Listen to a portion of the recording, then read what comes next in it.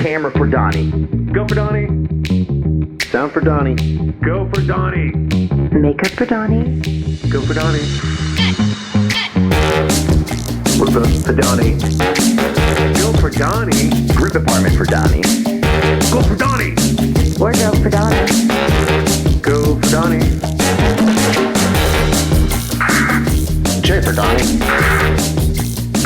Go for Donny. Jay. Dude, what's going on? How are you? What's up? Man. I'm good. How are you doing? Dude, it's been a while. We've been trying to get this thing going. It's Go for Donny episode 1. Finally. It's happening. It's all happening. But where are you at now, Jay? Where are you coming from? I'm down in the corner office, man. That's awesome. Yeah. That's so cool, Jay. Oh, man. Yeah. I love it. We're finally here. It's finally happening. We've been talking about this for quite a while now, and we're finally doing it. This is so cool, Jay. I'm so excited. Yeah. It's just been a long time. We've been talking about this for more than a little bit. And, tell everyone kind of where this idea sort of sprang from. Hello, everybody. Just so you guys know, this is Go for Donny, and I'm your host, Donny, and that is Jay. He's our producer. So this idea came from all the fun times on Top Gear USA. And when we all get together, we always tell the same crazy, fun shenanigan stories from that show. Yeah. So Jay and I decided, hey, man, why stop at Top Gear when we can talk about all crazy stories from any TV, film, or branded productions? Yeah. So now our tagline is crazy film and TV production stories. So yeah, if you're hearing us on a podcast, if you're a listener, this is what you're going to get from here on out. It's going to be the craziest, wildest stories from behind the scenes on just about any kind of production you can think of. So we're excited to get started on this. And we have so many stories, Jay. We have so many stories. I mean, I'm sure you have some examples. The first one that tops my head is the Navajo Nation to Moab rental cars episode with the guys and being in that Suburban and getting so dusty from that picture, which is actually our thumbnail for GFD 1. Yeah. So this is kind of a funny story Donnie's talking about. We were going through the dustiest, most, and it was not just a regular dust, right, Donnie? I mean, this dust was it was like silky fine powder. Fine. It was incredible. It was like the stuff that your wife puts on her face. It was just ridiculously fine. And of course, the bear, Rupert Smith, our fearless leader, was, he was driving like crazy, driving like wild with the windows down. And so he doesn't understand the vacuum concept. If you keep the windows up with the tailgate up where we're shooting out the back of the Suburban, you're not going to get as much dust, but he did not go for that. So all the windows were down. So I think we just had to give in at that point. Yeah, I covered up my sound gear with some plastic, but unfortunately for me, I had earlier in the day covered my entire face with sunscreen. So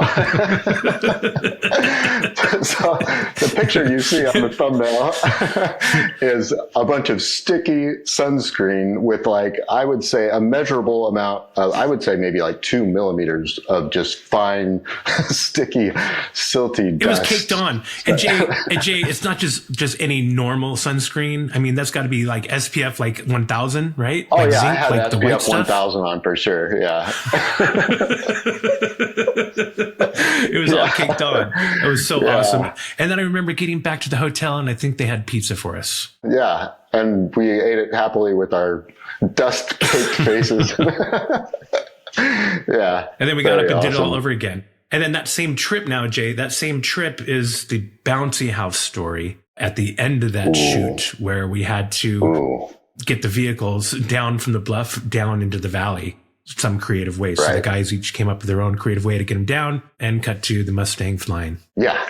And so what we'd love to do, we've talked about this, Donnie and I have talked about this a few times. Our DP, Dan DeCastro, and Rupert Smith, our fearless director. Our director was at the top and our DP Dan was at the bottom. I was down with Dan. You were up at top with Rupert. I was up top with Rupert. Yep. Yeah. The bear and the peacock. And so we're going to let them tell this story because, that's a story that I don't think we should step on because that's a heck of a story. And I'll be with Rupert and his side and you can be with Dan and his side. And then we'll see how it shakes out because we know in the end, what happened. And it's so funny. And we still talk about it today. Yeah. It's one of those stories that just, it brings a smile to my face every time I think about it. It's hilarious. But yeah, that's one of so many. I mean, Top Gear, we were so lucky to be on Top Gear together because it was pretty much every episode was a wild, crazy adventure, right? I mean, it was just packed full of adventures and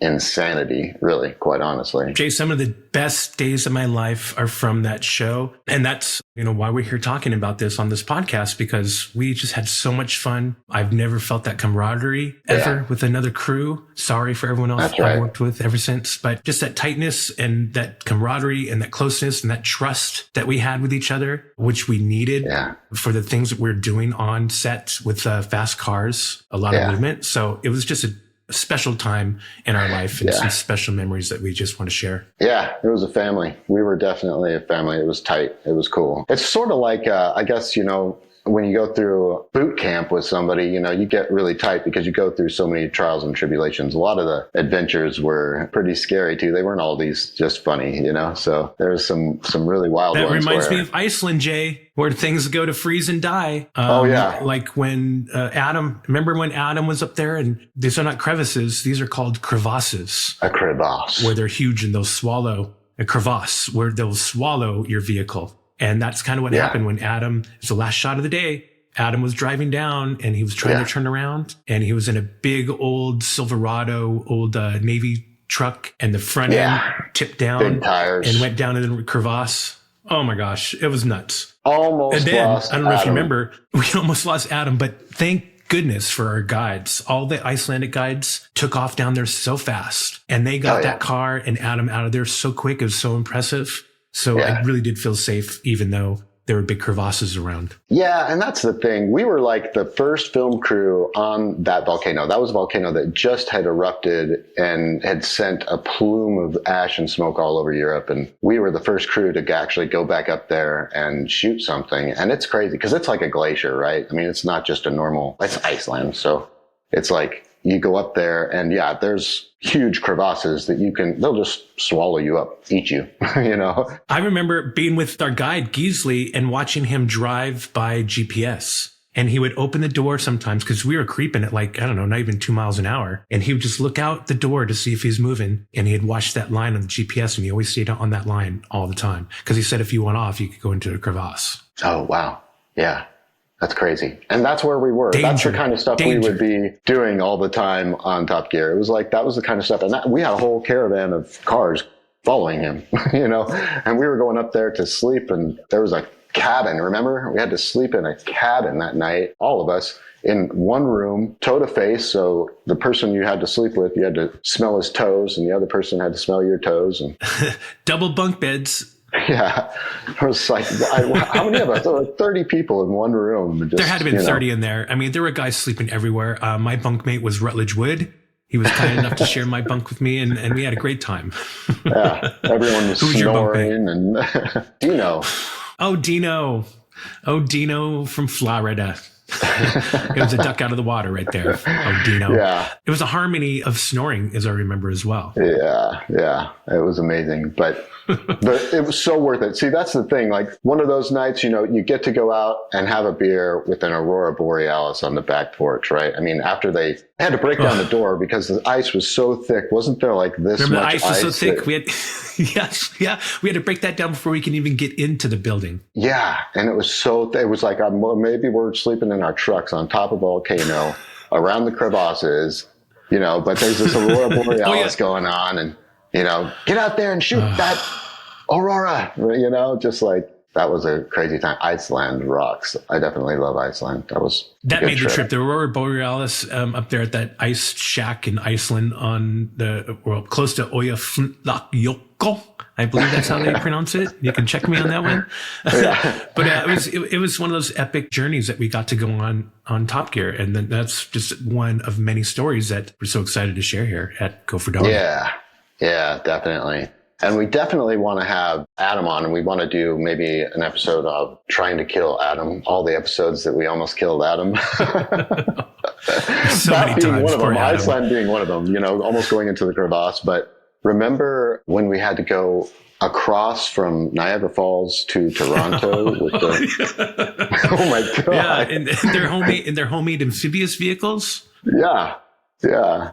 And, you know, the funny story about that, well, when we finally saw the footage of almost losing Adam, and we probably shouldn't step on that story either, because we have to have him on to tell all of his stories about almost dying. But maybe that's the name of that episode, Almost Killing Adam Ferrara. Almost Killing Adam Ferrara. Yeah.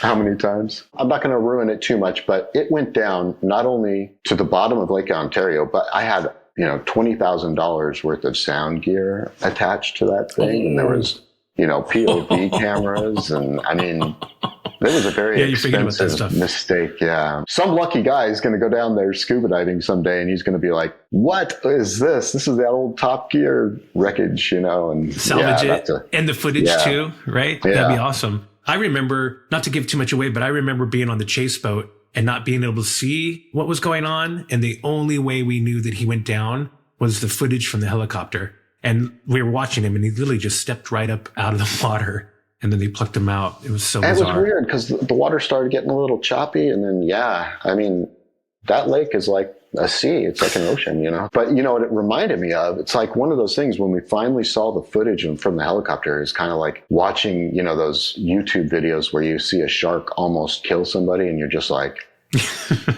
oh my God. That was so close. Like close call yet again, Adam. Yeah. What was that other one? Flatiron Building that we almost killed him on? Oh my gosh, that's right. That was an episode where the guys made homemade RVs. Yet another one of the best days of my life. And we were at a short dirt oval track in Charlotte, just down the street from Charlotte Motor Speedway. And the guys were racing 3 NASCAR drivers in regular RVs, 35-foot RVs, and they were racing around this dirt oval track. And then they were just really aggro and hitting each other. And next thing you know, Adam's car just flips over and he's on his side. And we're all freaking out. Well, we shouldn't explain too much about it, I guess, because we might ruin that for Adam. But there was a replica of a certain famous building in New York. On a car as his homemade RV. So clearly, Adam thinks of a homemade RV as an apartment in New York because that's his style, Pally. Well, you know, and to be fair for all the producers that tried to kill Adam, you know, it's kind of like par for the course. If you grow up in New York City and you've spent your whole life on a subway and then you get hired to go on a car show where you have to drive all the time, you're probably going to die. You're probably going to come into some near-death experiences, you know? So, Adam, if you're listening, you got to come on here and tell us about those, right? He's got to tell about his near-death experiences. Or he can tell us about one of the military episodes we did at Fort Irwin where Adam got to sit in the tank and fire off some rounds downrange. And he was the happiest I've ever seen him. I think we have some photos to reference that too. Yeah, there's so much good stuff. Yeah, Fort Irwin. I was lucky enough on that one to be a drone operator and flying over all the craziness that was going on. So all the listeners and viewers out there, you know, we got to work a couple of times with the military. They had us on to do these kind of really fun military shows where the guys from Top Gear, you know, get chased down by military vehicles and aircraft and you name it. So we had some really wild adventures. One of the most epic ones, Fort Campbell, where the 101st Airborne, Screaming Eagles, they chased down Tanner in a G-Wagon. They cuffed him, stuffed him into a Black Hawk, and then flew away. It was amazing. Yet another great day on Top Gear. Hashtag Top Gear. And some of these things, you know, we talk about how much fun they were, but, you know, we were also at Fort Irwin. Do you remember where we were put up at the fine establishment we were put up? That's right. So yeah, there wasn't anything lavish because our lifestyle is anything but lavish here in the reality world in TV, guys. We were actually staying in barracks, some old army barracks. So we all had bunks next to each other. It was amazing. It was some good camaraderie. Bunks with literal bunks. One guy sleeping on top of the next, like. And do you remember Rupert's his makeshift wall? That way he could cut out all the snoring. He and Senior put Fernie pads on their bunks so they would make little cubby holes. Yeah, and then we had to shower, and it was winter, awesome. And we had to shower in another building. Remember? That's right. We had to walk across with cold water on. Nothing but the finest accommodations for the Top Gear crew, I can tell you. Yeah. No, but we did. I got to say, we did stay in some really beautiful 5-star places occasionally there too. But we paid for it for the times when we were bunking up in Iceland or Fort Irwin or certain episodes. But yeah, it was crazy, very nuts. It made the experience, I think, and I think that we all embraced it together, which made us closer together too. Yeah, I familiar with that. Even the hosts, when the hosts are staying with us out there embracing what we're embracing, I mean, that's what really brought us together, I think. Yeah, that's true. And those are 3 of the nicest guys you'll ever meet. The hosts of Top Gear were such a pleasure to work with. They were fun. They were super cool. Just amazing people. The GoForDonny podcast has been brought to you by SDT Productions. SDT Productions is your source for video and podcast, production and editing. Please contact SDT Productions at 480-701-4500 or sounddronetech@gmail.com.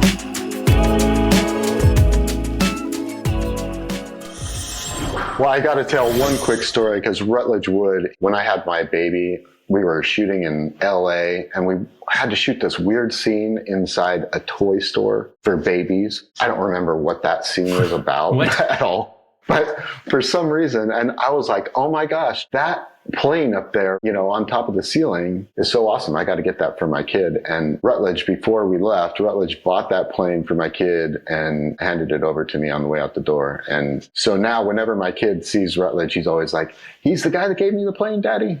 So that's just a good Rutledge story. I've got a good Rutledge story for you. So we were down in his hometown in Georgia, and we did an episode where he was driving the Peel. And I don't know if you know what the Peel is, but it's a tiny little 3-wheeled bubbled car vehicle that can fit in the store. And that's exactly what we did. We drove around his hometown, drove it in on the store. He got some coffee. But after, we all went back to his house where we had the best barbecue because his family made barbecue for us. And we had dinner there. And it was so cool just being able to see Rutledge at home in his element and get to share a beautiful meal with his family. It was really cool. Special. Yeah.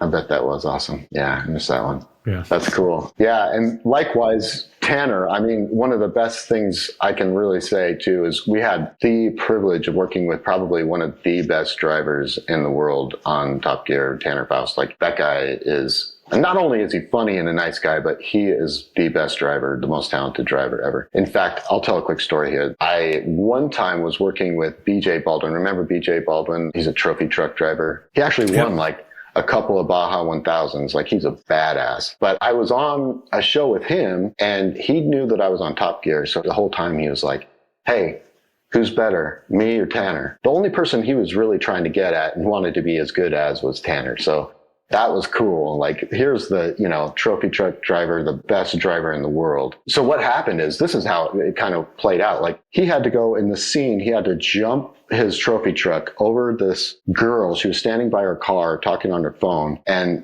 BJ had to go flying up this hill and jump over her while she was talking on the phone. And, it was like 30 feet up, and then he landed probably 50 yards on the other side of the hill, on the downside.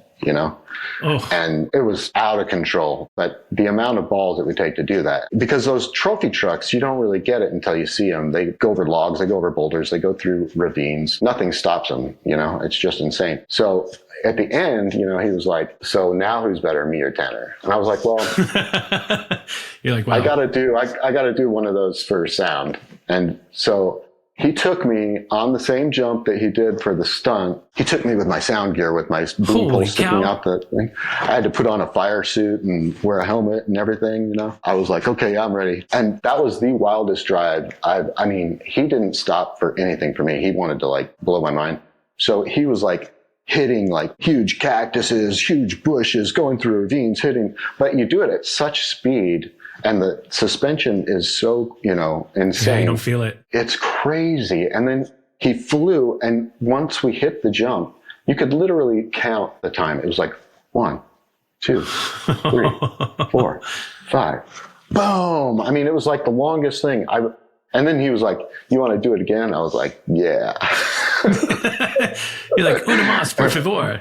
For like 2 or 3 weeks, I couldn't move my elbow because it was slamming in. I was trying to protect my gear the whole time, and it was slamming into. There's not like pads inside those trucks. It's just pure metal everywhere. And so when I got out, I was like a total crip. I couldn't move my arm, but it was so worth it. It was so awesome. But that's a Tanner story, and a BJ Baldwin story. But I just wanted to say, like, yeah, Top Dog, Tanner Faust, BJ Baldwin coming after you, you know, like Tanner was so crazy. The way he would shoot with Dan DeCastro, you know, our DP, and Dan DeCastro, I always called him like the bullfighter because he is Spanish. So it kind of worked. But he would get out there and, you know, Tanner would come flying at him and take these corners, and he would get the camera right up on, you know, on top of the car. And then they would do the whole thing where, you know, Tanner's drifting donuts and Dan is like right in the center. And, right in the center. you know. Yeah. Well, I believe that's where his nickname came from, the Peacock, because he was flapping his arms out there while he's holding the camera and moving around. Is that where it came from?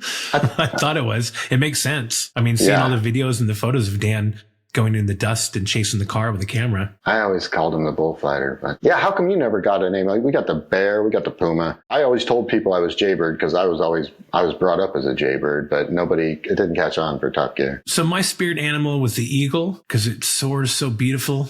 So beautiful when it's flying up in the air, majestic. But then again, there for a while, my nickname was Tactical D, because I had this tactical vest that I would wear. And being an assistant director on a show, especially a car show, when you have helicopters and multiple channels you have to monitor, it was just easy to have this great tac vest where I could have all these walkies. And so I always had a lot of walkies in my tacti vest. Yeah. And that was another great thing is whenever I'm calling action, I'd always look to my right, and there's Jay with his boom pole and his microphone and his headphones, like, you know, getting audio of me calling action. So, but we never had any open mics on our sets, did we? We were always really concerned about sound. Just me. Just me. Yeah. No, if you go to our website, just all you listeners out there, if you go to GoForDonny.com, you can see the tack suit. You can see really what we're talking about. There's some pictures of Donny, you know, with the real stuff. And he literally would have like 3 or 4 walkies, and I have to hand it to him. That's kind of where the idea for GoForDonny kind of came out of, was like thinking about Donny with all these different walkies, talking to every different department. He would be talking to, you know, production, camera, sound.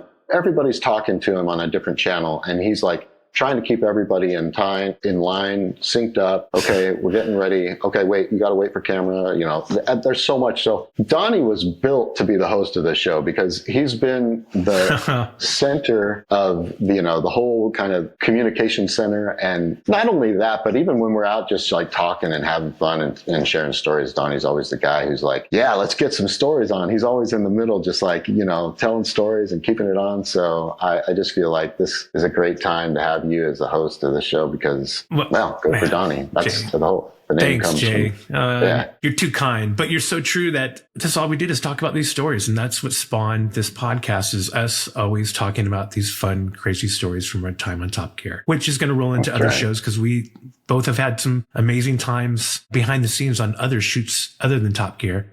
And we'll eventually get to that. But for now, we're going to stick with Top Gear because it's so much fun and it's just such an important time in our lives. So do you happen to have anything you want to share? Maybe a story you can share with us, Jay, that I didn't know about? Well, I think on that note, just before we leave that idea, we should definitely just let people know if you want to contact us.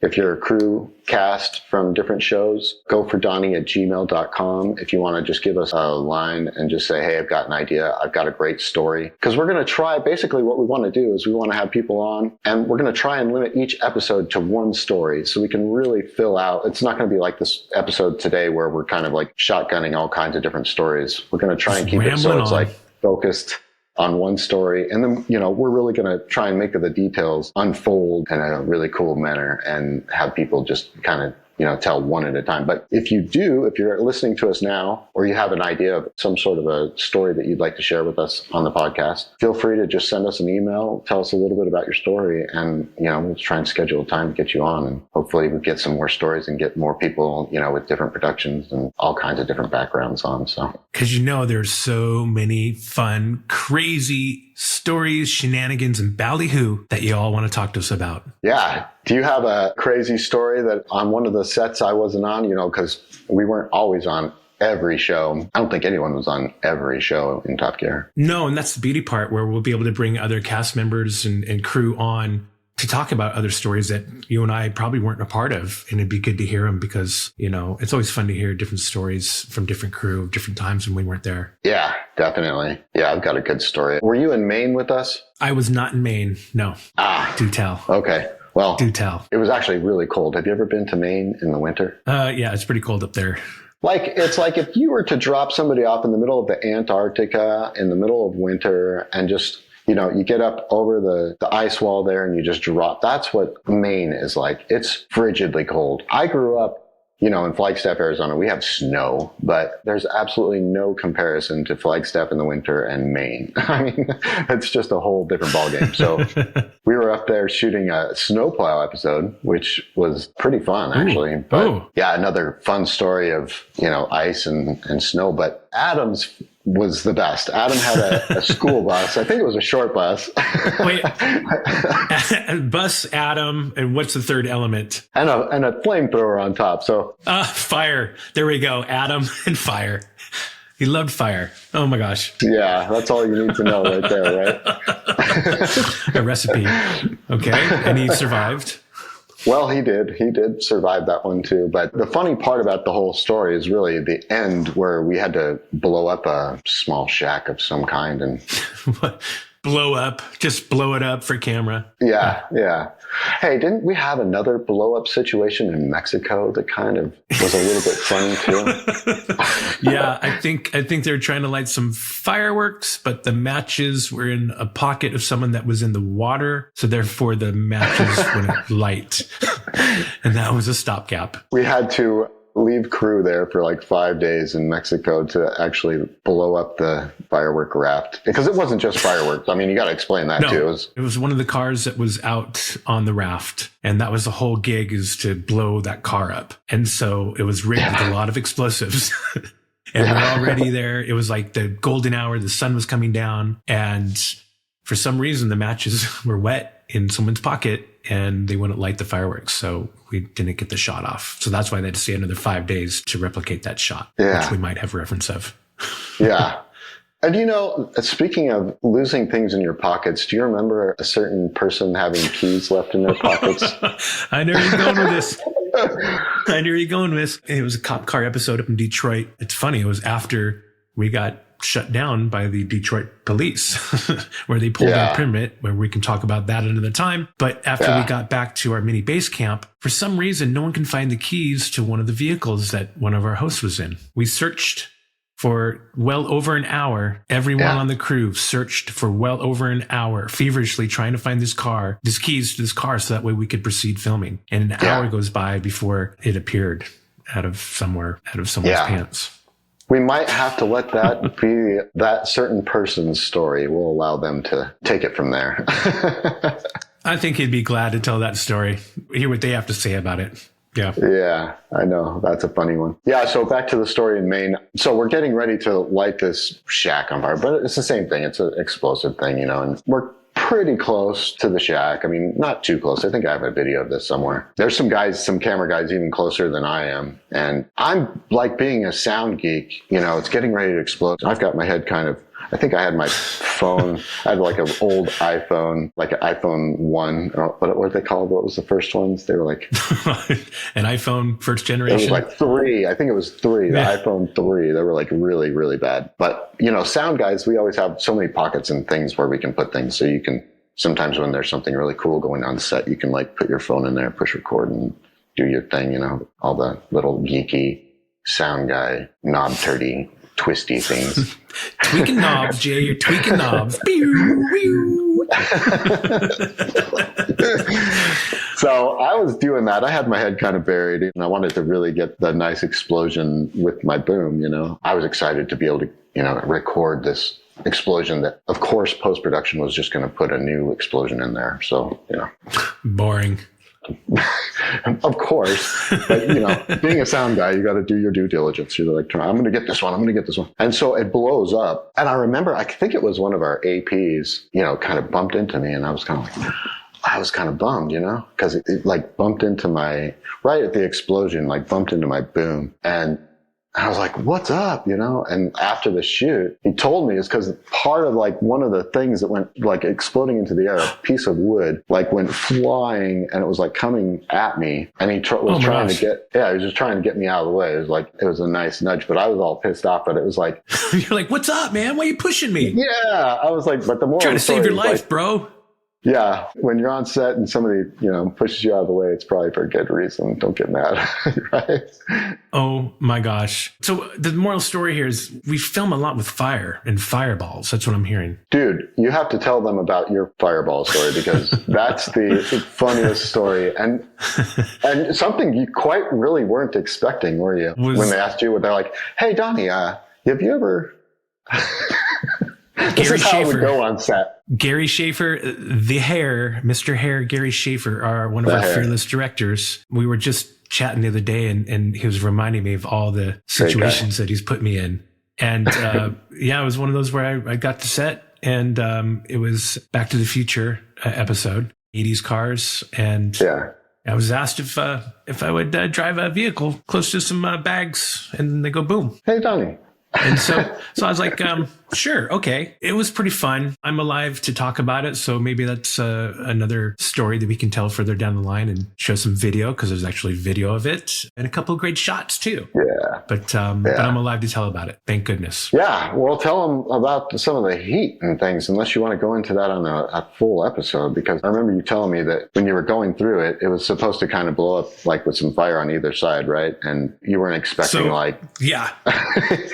Were you in a fire suit? Oh, Jay, you're so funny. So it was a Grand National. I show up to set and our Bill Shermer, our pyro guy, was rigging some fuel bags.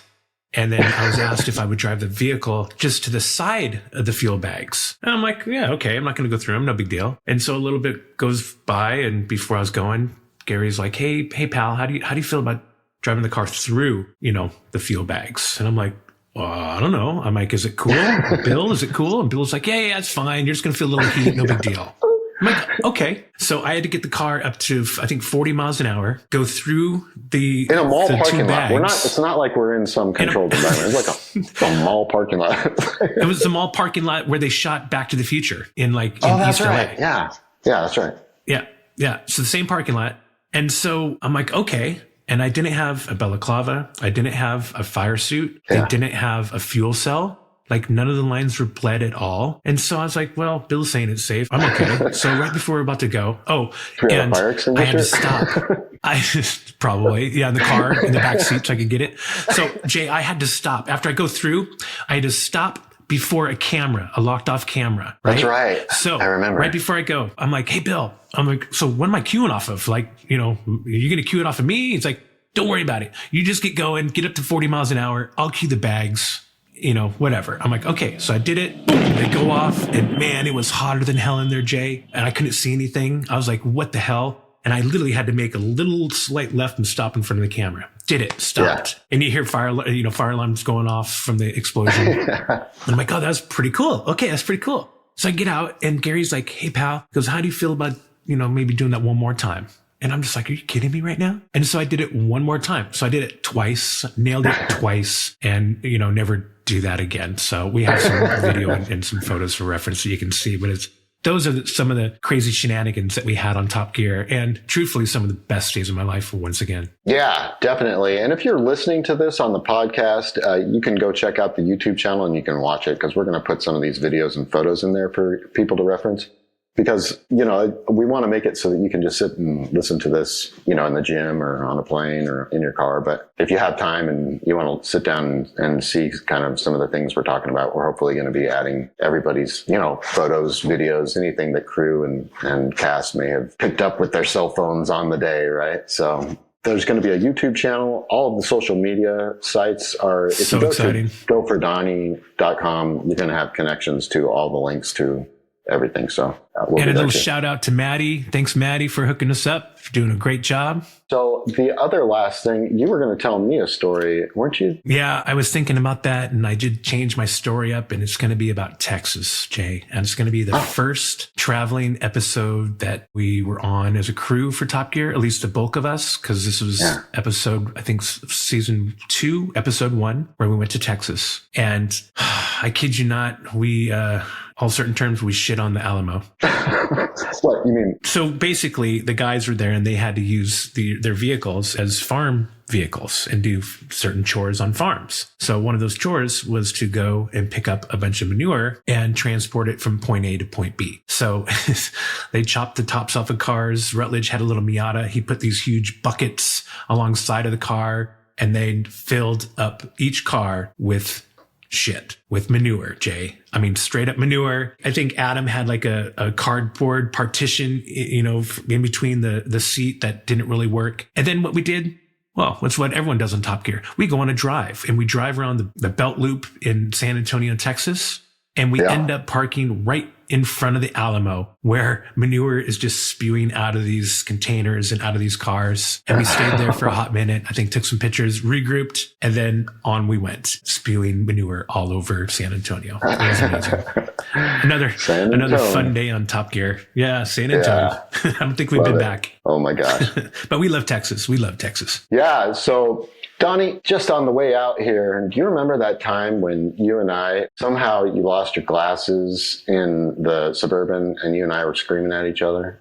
No, do tell.